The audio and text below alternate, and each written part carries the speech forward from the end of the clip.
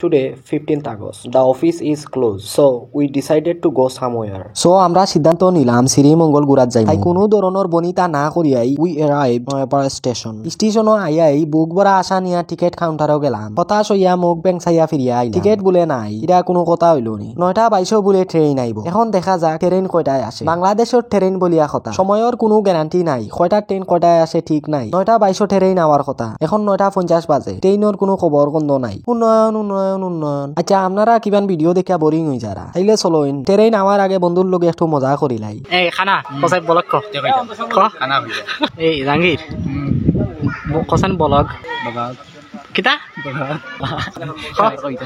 অবশেষে প্রায় 40 মিনিট পরে ট্রেনের মুখ দেখতাম পারলাম। মাগো মা, মুখ দেখতাম কিরাম করি। ট্রেন দেখি মানুষে বুঝাই করা, এটা কোনো কথা হইল নি। ওকে দা ইরাম বৈশকেরে ফরি যাইবাইনু, পরিস্থিতি যাই হোক, দরকার হইলে ট্রেনও জুলিয়া হইলেও শ্রীমঙ্গল যাওয়া লাগবে। ও মাই গো মা, ইটা কিতা দেখলাম আমি। ট্রেনের মাঝে দেখি মানুষ আঠা বান্ধি বান্ধি উঠাই দিছে, এটা কোনো কথা হইল নি। সারা ট্রেনের মাঝে একটা সিটও খালি পাইলাম না। বুক বড়া কষ্ট নিয়া দরজার পাশে দাঁড়াই থাকলাম। অবশ্য একদিক দিয়া বালা হইছে, প্রকৃতিটা ঠিক মতো উপভোগ করতাম পারি আর। ও মাই গো, দুটি ভাতা একটি কুড়ির দেশ ছিলেন। দরজার পাশে না দাঁড়াইলে তো এত সুন্দর প্রকৃতিটা মিস করলাম না।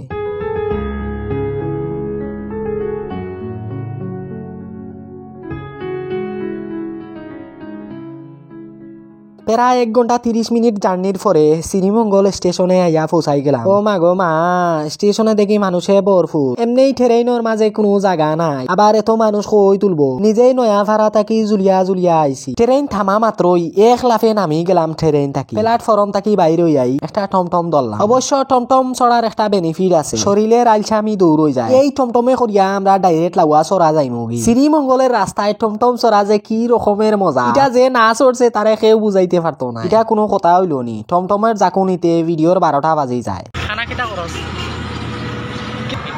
অবশেষে আমরা পৌঁছাই গেলাম শ্রীমঙ্গল পাহাড়। আখা বাখা রাস্তাগুলা দেখতে বাক্কা সুন্দর হইতো লাগে। স্বাগতম কমলগঞ্জ উপজেলা, তার মানে লাউয়াছড়া কমলগঞ্জ উপজেলার মধ্যে পড়ছে। আচ্ছা। অবশেষে পৌঁছাই গেলাম লাউয়াছড়া জাতীয় উদ্যান। টমটম তাকি নামিয়াই টমটম আলার ভাড়া পরিশোধ করি। লাউয়াছড়া জঙ্গলের মাঝে ঢুকতে হইলে টিকেট কিনা লাগবে, তাই আমি সর্বপ্রথম টিকেট কিনাত গেলাম। এখন কথা হইলো, স্টুডেন্টর লাগিয়া টিকেটের মূল্য 30 টাকা আর স্টুডেন্ট ছাড়া 50 টাকা। আমি বিষয়টা আগের থেকেই জানতাম। ভাই রুম তাকিয়া বারোনির সময় মনে করিয়াই কলেজের খাটটা সঙ্গে করি লইয়া আইলাম। আমি অনেক চালাক হয়ে গেছি। 20 টাকা বাঁচাই ফেলাইলাম। এটা হইছে লাউয়াছড়া জাতীয় উদ্যানে প্রবেশ করার টিকেট। শতাব্দীর স্মারক লাউয়াছড়া জাতীয় উদ্যান, কমলগঞ্জ মৌলভী বাজার। এখানেও হালকা পাতলা নাস্তা করার লাগি যথেষ্ট পরিমাণের খাবার দাবারের দোকান আছে, যদিও দাম একটু বেশি, ব্যাপার না। আল্লাহর নাম নিয়াই আমরা লাউয়াছড়া জাতীয় উদ্যানে ঢুকি গেলাম। ওয়েট, ইটা কিতা দেখলাম আমি? ব্যাক মা আসলেই তো ইটা কিতা দেখলাম আমি। আমার যতটুকু ধারণা, মেয়ে মানুষে এইরকম ফাঁসা নাড়াই হাঁটে, এটা কোনো কথা হইল নি। এই চড়ার কারণেই মনে হয় ইটারে লাউয়া চড়া ডাকাও। এখন আপনার আর একটা বিশেষ জিনিস দেখাইমু। বিরল প্রজাতি জাতীয় বাস, যাই বাস বর্তমানে বাংলাদেশের জাতীয় একটা জিনিস। এটা এমন একটা জিনিস, কেউ কারো পিছন দিয়া দে, আবার কেউ কারো সামনে দিয়া দে, সব মিলাইয়া বাংলাদেশে বাসের কোনো বিকল্প নাই। আরো একটা জিনিস দেখাই, জাতীয় ফল খাটাল, জ্যাকফ্রুট। এটা এমন একটা জিনিস যেটা খাওয়ার আগে হাতে মুখে তেল মাখিয়া লইতো। কোন বুদ্ধিজীবীয়ে যে এটারে জাতীয় ফল দিছিল আমার বিবেকও আসে না। বন্যপ্রাণী শিকার, ধরা বা ভয় দেখানো এবং এদের আবাসস্থল বিনষ্ট করা আইনত দণ্ডনীয় অপরাধ। জঙ্গলের ভিতর দিয়া ট্রেন যাইতে আছে। লাউয়াছড়া জামে মসজিদ, কত বড় একটা জঙ্গলের ভিতরে নামাজের ব্যবস্থা করিয়া দেওয়া হয়েছে। মাশাআল্লাহ, দেখিয়া বালাই লাগলো, পরানটা জুড়াই গেল। আমি বইয়া আছি, বন্ধুয়ে একটা ড্রোন শট লই লইল। আমিও এটারে কাট সাট করিয়া ভিডিওর মাঝে হান্দাই দিলাম।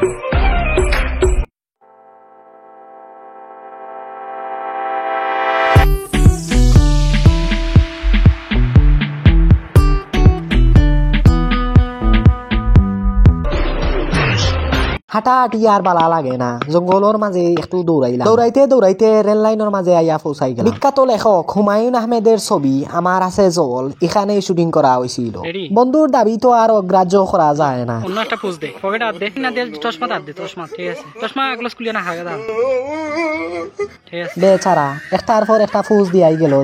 বুঝতেও পারলো না যে আমি তার ছবি তুললাম না, আমি আসলে তারে ভিডিও করলাম। আবারও একটা দৌড় দিলাম। বনে হাঁটা পথ, চলো দিকে যাই দেখি কি আছে।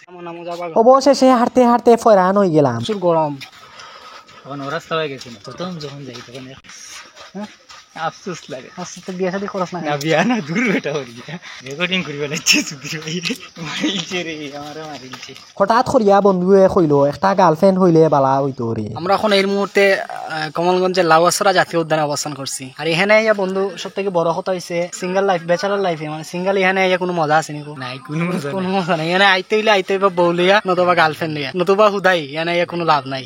এখানে ইয়া কথা হইছে যে এই যে কাপল দেখরা এখানে ইয়া যদি সিঙ্গেল আইন আসলে এগুলা দেখলে আরো 4-5 অবস্থা দেখলে আরো কষ্ট লাগবে। সিঙ্গেল না হওয়াটাই বেটার কারণ কামাখা কষ্ট পাইবা আর এনজয় করারও কিছু নাই। এখানে সিঙ্গেল আইলেই কষ্ট আফসোস আর আফসোস। আচ্ছা চলুন আপনারা কিমান বোরিং হয়ে গেছেন না কিতা ইটা দেখার পরে আমি শিওর আপনার মন বালা হয়ে যাব।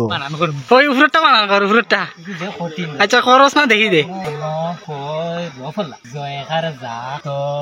বন্ধু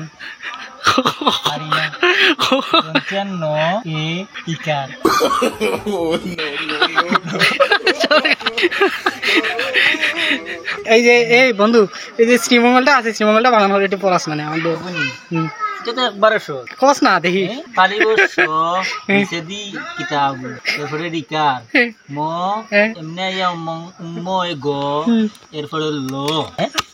গুড গুড 10-10 মানে কইছে অনেক পড়াশোনা হয়েছে। চলো সামনে আগে তোমার ব্যাগটা লাও যাও স্যার জাহাঙ্গীর এখন তো প্রবেশ নিষেধ লেখা দেখা কিন্তু ঢুকতাম নি ঢুকতাম চল ঢুকি দেখি যদি কেসেস হয়ে যায় দেখি যাও আর হইব। চল বাঙালি জাতির এটাই একটা স্বভাব যেটা নিষেধ করা আছে ওটার প্রতি বেশি আগ্রহ দেখায়। ভিতরে ঢুকিয়া দেখি অনেক সুন্দর একটা বাংলো কিন্তু দুঃখের বিষয় বাংলোর মধ্যে কোনো একটা ফুক ফরিন্দাও নাই।